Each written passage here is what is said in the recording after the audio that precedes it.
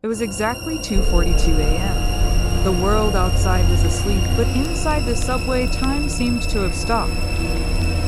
Elisha stood alone. No announcements, no crowd, not even the hum of distant trains. Just a suffocating, unnatural silence. The digital displays flickered and died. It felt less like a waiting room and more like a beautifully constructed trap. Then a freezing wind rushed from the depth of the tunnel, carrying the faint metallic scent of rusted iron and decay. Out of the darkness, a train. It was rusted, ancient, and shrieked like a dying animal as it bounced to a halt. The doors rolled open, inviting her into a dim, sickly green light. Desperate to escape the empty platform, she stepped inside. The moment her feet touched the doors slammed shut behind her. The lock turned with a final, chilling click. She wasn't alone.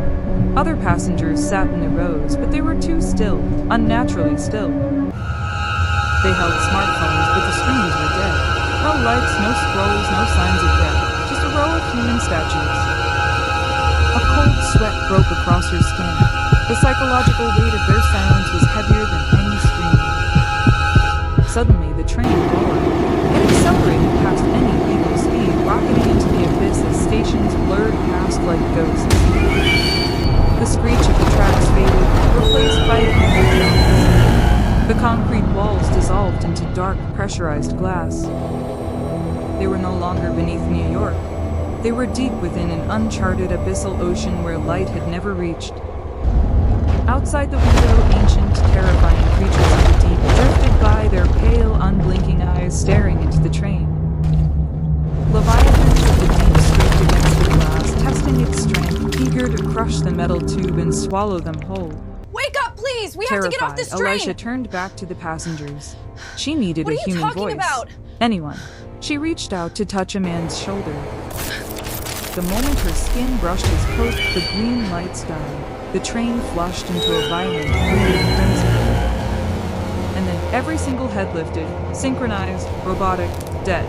They were not humans. Their skins peeled, their eyes milky and tawny, their jaws hanging with eternal hunger. As Elisha backed away, she recognized them. These were the faces from the missing posters she had seen on the subway walls for months. The entire car stood up. Dozens of rotting corpses trapping her in a narrow metal coffin under the seat. They moved with the terrifying speed of the star, their broken fingers reaching for her living flesh. She ran through the shaking cars, but every single carriage was filled with the exact same nightmare. She reached the very end of the train. Let me out the of door here! was locked. The Somebody emergency stop the brake was train! dead. There was nowhere left to run. She slid to the floor, her mind breaking under the weight of pure psychological terror. The shadows closed in. Freezing, rotting hands gripped her throat, silencing her screams as the darkness swallowed her whole. The next morning, the subway station returned to normal. The sun rose and the living world moved on. All they found was Elisha's backpack and her phone lying right on the edge of the yellow line where she was last seen.